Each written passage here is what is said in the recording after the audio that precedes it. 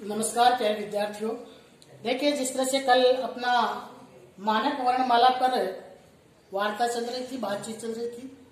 अपन मानक वर्णमाला में बात कर रहे थे। मानक वर्णमाला में हम बात कर रहे थे स्वरों के बारे में। तो देखिए, आज हम स्वरों का वर्गीकरण देख रहे हैं। कल आपने ये पढ़ा था कि भाषा की सबसे छोटी इकाई जो बिना किसी अन्य वर्ण की सहायता के उच्चारण किया जाता है या उच्चारित होती है, वो स्वर कहलाते हैं। आज हम स्वरों के बारे में देखिए, स्वरों को हम किस प्रकार से, किस रूप में इनका विभाजन करके इसका अध्ययन कर सकते हैं। इसके तहत देखिए, उच्चारण काल अथवा मात्रा के आधार पर हम स्वरों को 3 भागों में बांट सकते हैं। यानी जब हम उच्चारण करते हैं उसमें जो हमारा समय लगता है उसके आधार पर, यानी जिसको हम लिखित भाषा में मात्रा के रूप में प्रयोग करते हैं, उस आधार पर हम स्वरों को 3 भागों में बांट सकते हैं। यानी स्वर 3 प्रकार के माने जाते हैं। देखिए, इसके अंदर पहला है स्वर, जिसको हम कहते हैं मूल स्वर भी कहते हैं, क्योंकि बाकी के स्वरों का जो भी रूप बनता है वो इन्हीं के आधार पर बनता है। तो इनको हम ह्रस्वर या मूल स्वर कहते हैं। तो देखिए, ये ह्रस्वर या मूल स्वर कौन से होते हैं? वो स्वर जिन स्वरों के उच्चारण में केवल एक मात्रा का, यानी एक मात्रा का प्रयोग करते हैं, अर्थात यह समय लगता है, अर्थात बोलने में कम से कम समय लगे, उसे ह्रस्वर कहते हैं। जिन स्वरों के उच्चारण में केवल एक मात्रा का समय, अर्थात कम से कम समय लगे, किसके लिए? उच्चारण में, बोलने में, उसे ह्रस्वर कहते हैं। देखिए, बात है उच्चारण की। उच्चारण में जिसमें जितना समय लगता है उसके अनुसार ही उसका रूप बन जाता है। जैसे इसके अंदर हम देख सकते हैं ए, ई, उ, ऋ, मुख्य रूप से 4, और संस्कृत का लृ भी आता है इसके अंदर। इस तरह से हम देख सकते हैं कि इसके 4 रूप होते हैं। बाकी जो स्वर है वो इन्हीं 4 रूपों से मिलकर बनते हैं। फिर देखिए, दूसरा रूप है दीर्घ स्वर।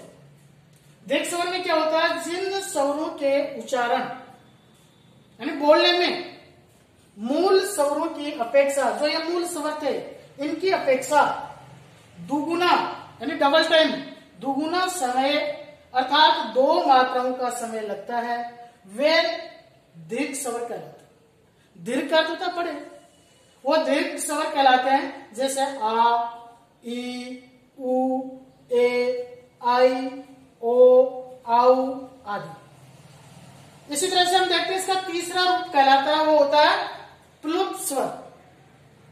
ये प्लुत स्वर किस रूप में काम में आते हैं? ये जब हम उच्चारण को बहुत लंबा लेने की कोशिश करते हैं, जिन स्वरों के उच्चारण में दीर्घ स्वरों से भी अधिक समय लगता है, यानी मूल स्वर में 1, तो दीर्घ स्वर में 2, तो प्लुत स्वर में वो समय हो जाता है 3। दीर्घ स्वरों से भी अधिक समय लगता है, वो प्लुत स्वर कहलाते हैं। इनमें 3 मात्राओं का उच्चारण काल होता है, यानी इसका समय 3 गुना बढ़ जाता है।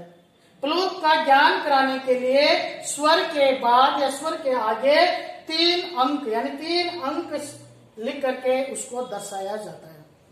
उदाहरण के लिए देखिए, यहाँ पर है ओम। अभी ओ के बाद ये लगा है 3 का अंक है ओ, यानी यहाँ इस ओ को हम 3 गुना उच्चारण करेंगे। तब इसी तरह से जिन अक्षरों के साथ ये 3 का अंक लगाया जाता है, 3 अंक का प्रयोग किया जाता है, इसका मतलब उस स्वर का उच्चारण हमें 3 गुना करना है। तो इस तरह से उच्चारण के आधार पर, उच्चारण काल के आधार पर या मात्रा के आधार पर हमने स्वरों को 3 भागों में बांटा। देखिए, इसके अंदर एक पॉइंट और बनता है कि स्वरों में मिश्रित स्वर कौन से होते हैं? तो मिश्रित स्वर वो होते हैं, जैसे ये मिश्रित स्वर है ए, आई, ओ, औ। क्यों? क्योंकि ये अन्य स्वरों की सहायता से मिलकर के इनका निर्माण हुआ है। ए प्लस ई बराबर ए, ए प्लस ई बराबर आई, ए प्लस ओ, उ बराबर ओ। तो इस तरह से ये सब मिश्रित स्वर। तो इस तरह से हम देखते हैं कि ये हमारे स्वरों का जो विभाजन था, स्वरों की जो बेसिक जानकारी थी, ये हमें पता होनी चाहिए। हम उच्चारण के आधार पर स्वरों को 3 भागों में बांट सकते हैं। ह्रस्वर या मूल स्वर, मूल स्वर कितने हैं? 4 हैं। फिर है दीर्घ स्वर, ये 7 हैं। फिर इस तरह से तीसरा एक है प्लुत स्वर। प्लुत स्वर यानी जहां उच्चारण के आधार पर स्वर को समय है वो 3 गुना बढ़ जाता है। आज के वीडियो में इतना ही।